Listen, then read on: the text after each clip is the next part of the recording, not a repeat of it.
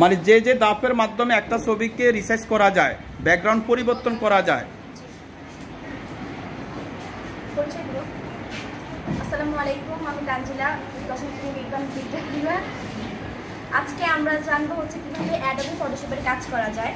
তো প্রথমে অ্যাডোবি ফটোশপের কাজ করার জন্য আমাদের হচ্ছে অ্যাডোবি ফটোশপটা ইনস্টল করতে হবে কম্পিউটারের ভিতরে, এবং ইনস্টল করার পর আমাদের সেখানে গিয়ে একটা নতুন ফাইল ক্রিয়েট করতে হবে আমাদের যেখানে আমরা কাজ করব। এখন যখন আমরা ফাইলটা ক্রিয়েট করার জন্য আমাদের প্রথমে ফাইলে গিয়ে একটা ওপেন অপশন আসবে, ওখানে ক্লিক করতে হবে। সেখানে গেলে একটা অপশন আসবে যে ক্রিয়েট নিউ ফাইল, সেটাকে আমরা ক্লিক করলে যদি আমরা নিজেদের কোনো নাম দিয়ে ফাইলটা ক্রিয়েট করতে চাই তাহলে ক্রিয়েট করতে পারবো, যদি যেটা আছে সেটাতে ক্রিয়েট করতে চাই। মানে নির্দিষ্ট তুমি মাপকাঠি দিয়ে এটাকে একটা ফাইল তৈরি করতে চাও। হ্যাঁ, ফাইলটা যখন ক্রিয়েট, আচ্ছা, ব্যাকগ্রাউন্ডের পরিবর্তনটা কিভাবে করব আমরা? ব্যাকগ্রাউন্ডের পরিবর্তনের জন্য প্রথমে আমরা একটা অবজেক্ট নিব। হ্যাঁ, ছবি নিলাম, ঠিক আছে। বললাম একটা ছবি নিব। ছবি নেওয়ার পর হচ্ছে কি এখানে আমাদের এই যে ক্রপ টুল আছে, লেসো টুলে আমরা অনেকগুলো টুল আছে, লেসো টুল আমরা ক্লিক করব। ক্লিক করার পর এখানে আমাদের লেসো টুল দ্বারা আমরা সিলেকশন করব, কতটুকু আমরা ছবির ব্যাকগ্রাউন্ড পরিবর্তন করব ওইটা আমরা সিলেক্ট করব।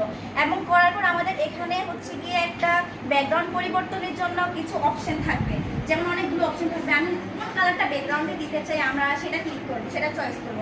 এখন করার পর আমরা কিভাবে সেটাতে করব, প্রথমে আমরা হচ্ছে কন্ট্রোল আর ব্যাকস্পেস চাপলে আমাদের আগেরটা সরে যাবে। সরে যাওয়ার পর আমরা যেই কালারটা নতুন ক্রিয়েট করব সেটা ওখানে চলে আসবে।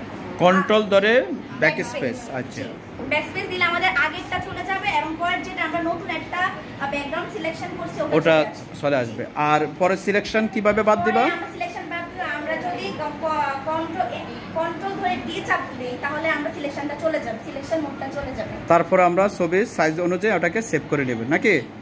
তোমরা সবাই বুঝছো তো?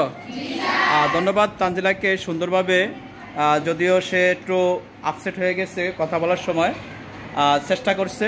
আসলে গ্রাফিক্সের অধ্যায়টা আমাদের দশম শ্রেণীর জন্য খুবই মানে একটু কঠিনই মনে হয়, যেহেতু আমাদের বর্তমানে আমাদের সকলের কাছে এই গ্রাফিক্সের অধ্যায়ের বা ওইরকম আমাদের সরঞ্জাম এখনও মানে সচরাচর নাই, যার কারণে বাচ্চারা অনেকে ক্ষেত্রে এটা অনুশীলন করতে পারে না। তো আমরা চেষ্টা করব যে অবস্থানে আছি এইভাবে চেষ্টা করলে আশা করি আমরা গ্রাফিক্স সম্পর্কে আরও ভালো ধারণা পাবো। ধন্যবাদ।